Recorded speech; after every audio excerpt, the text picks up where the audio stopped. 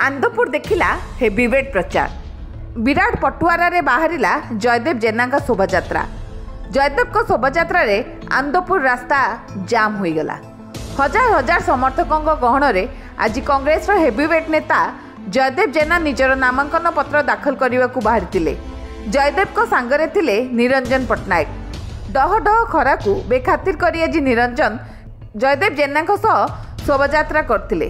केन्दुझर जिला आंदपुर निर्वाचन मंडली कांग्रेस प्रार्थी जयदेव जेना और घसीपुरा निर्वाचन मंडलीर सुब्रत चक्र नामांकन पत्र दाखल करछंती। आंदपुर और घसीपुरा निर्वाचन मंडलीर हजार हजार कांग्रेस कर्मी आंदपुर उपजिलापाल कार्यालय ठारे पहुंचवा पर उभय आंदपुर और घसीपुरा प्रार्थी आंदपुर उपजिलापाल फल्गुनी माझी एवं घसीपुरार रिटर्निंग ऑफिसर किशोर कुमार पंडा पाखरे निज निज नामांकन पत्र दाखल करछंती। आज नामांकन दाखल बेले पूर्वतन पीसीसी सभापति निरंजन पट्टनायक नामांकन बेले उपस्थित थिले। ए अवसर में श्रीधर दले, निकुंज बिहारी मिश्र, नगर सभापति हाड़ीबंधु खुंटिया, सुरेश जेना प्रमुख उपस्थित रही।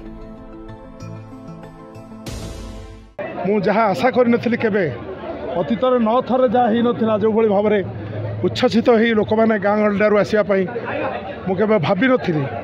हजार हजार संख्यार माँ भौणी साधारण लोक चाषी मुलिया सबु श्रेणी लोक आज बड़दाण्ड उपरे बलभद्र जीवकर आशीर्वाद नापी आंदपुर जनसाधारण आशीर्वाद नापी कांग्रेस दल को विपुल भोट्रे विजयी करने संकल्प नहीं आसछंती।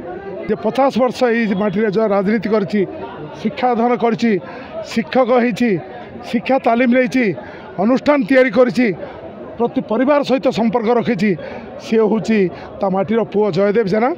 जयदेव जेना को मु आशा करुँची 2004 रे मु जो मार्जिन रे भोट जीती थी 27,000 अधिक मार्जिन रे जीती थी। मु संख्या कहबी नहीं मत लगुच लोक ताठारू अधिक मार्जिन रे एथर कांग्रेस को विजयी करेंगे। आंदपुर निर्मल चंद्र राव को रिपोर्ट सर्वसाधारण न्यूज।